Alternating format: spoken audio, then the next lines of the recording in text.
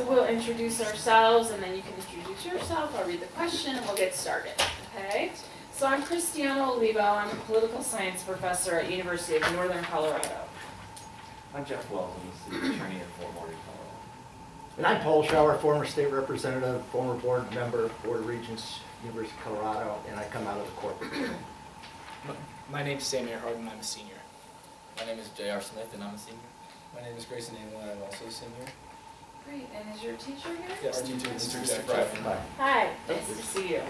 Okay, so the question we've chosen for you today is question number 2. Why did the founders believe that a constitution should function as a type of higher law? In what important ways does a higher law differ from a statute enacted by a legislature? Evaluate the founders' claim that direct democracy was more likely to ignore constitutional limits than representative government. What evidence, historical and contemporary, can you offer in support of your position? And you may begin. The English government's dictatorial treatment of the colonies included taxing them without representation, as seen in the Tea Act, the Stamp Act, and the Township Duties, eliminating the right to trial by jury and illegally seizing property to house English troops under the Quartering Act. When the framers drafted the Constitution, they wanted to prevent further government abuse. Thus, they established the Constitution as a higher law. And in order to preserve this status, amending the Constitution is significantly more difficult than enacting a statute. For 2/3 of all members in both houses are needed to propose, and 3/4 of all state conventions or legislatures are needed to ratify, as provided in Article 5, while only a bare majority is necessary to enact a statute, as provided in Article 1, Section 7. James Madison wrote in Federalist 10 that majority rule enables it to sacrifice to its ruling passion or interests both the public good and the rights of other citizens. The framers of the Constitution realized that without a guide for legislation in the form of a higher law, legislatures can and often do ignore the rights of minority factions. Alexander Hamilton wrote in Federalist 78 that constitutional limitations of this kind can be preserved in no other practice than through the medium of courts of justice. The Constitution provides in Article 3 that judges shall serve for life and that their wages shall not be reduced. These two provisions ensure that the judiciary can examine statutes to test their constitutionality independent of popular will. There is no shortage of cases in which the Supreme Court has done so.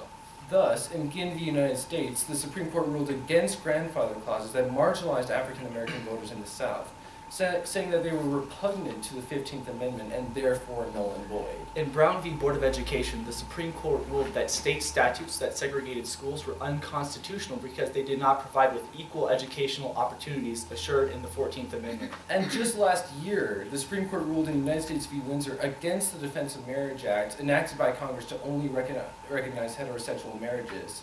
Justice Anthony Kennedy wrote in the majority opinion that because the federal government is treating those persons as living in marriages less respected than others, the federal statute is in violation of the Fifth Amendment. While representative government can and often does ignore constitutional limitations, direct democracy is more likely to do so. The framers feared that direct democracy uninhibited would imperil the rights of the minority faction. As Benjamin Franklin put it, democracy is 2 wolves and a lamb voting on what to have for lunch. The most violent example of direct democracy in United States history is the Kansas and Nebraska Acts, which provided that the issue of slavery would be decided by a direct vote of citizens of the Kansas and Nebraska territories. Horace Greeley wrote, "We are not one people, we are two people. We are a people for freedom and a people for slavery. Between the two, conflict is inevitable." Direct democracy devolved into the carnage of bleeding Kansas and the deaths of hundreds of Americans. While less violent, modern direct democracy still infringes on minority rights. In 1994, Amendment 2 was a ballot initiative proposed to the Colorado Constitution. For the Colorado Constitution provides that the people reserve to themselves the power to propose new laws and amendments to the Constitution. Amendment 2 would have made illegal any gay rights laws by preventing any laws that protected homosexuals as a minority class. In Romer v. Evans, the Supreme Court ruled that the amendment's sheer breadth is so discontinuous for the reasons offered for it that it seems inexplicable by anything but animus towards the class it affects. It lacks a rational relationship to legitimate state interests. A higher law is necessary because statutes enacted by a legislature or direct democracy are naturally tied to the passions of the majority, which often infringe on minority rights. We are now ready for your questions. Okay, great.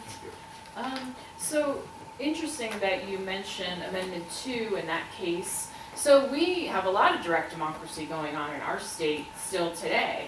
Do you agree with this, that this is not a good thing, or what's your opinion about direct democracy today in our state? Well, Colorado has it's interesting as compared to the U.S. Constitution that that amendments to the Colorado Constitution only need a 51% majority to be enacted, as opposed to the supermajority necessary to the actual Constitution.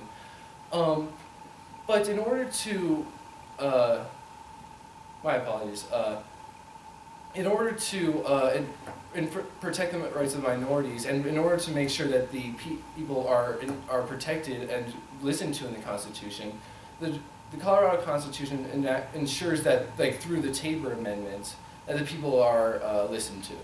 And this Tabor Amendment also has played out to be somewhat negative depending on somebody's views. As early on in the school year, the citizens of Colorado voted against a tax bill that would increase revenue to the schools, therefore making just the educational atmosphere of students in Colorado a whole lot more beneficial, and that by direct democracy that was voted down by the citizens of Colorado. Direct democracy necessarily necessarily focuses on the majority, and we would not want a situation to occur as seen recently in Egypt, as they're using a referendum, which is a form of direct democracy, to vote on their constitution, and this has caused a lot of chaos and conflict between the government and then the minority class, which is the Muslim Brotherhood. How has the establishment of term limits in the state of Colorado or throughout the United States and various states affected representative government, and is it a good thing or a bad thing? Term limits ensure that even as politicians stay in power for a long time, they tend to be more and more removed from the people. And so term limits ensure that the people are constantly feel in touch with their politicians, and the politicians feel are responsive to the needs of the people. And so it ensures that that the beliefs of the people are represented properly. This is advocated most famously by Newt Gingrich, how, ironically though, he has served a large number of years in the United States Senate. But he does argue that term limits, like Grayson said, would make the senators and the other politicians in office more responsive to the people's needs and direct and not propose their own agendas. They would propose the agendas of the people that they are representing.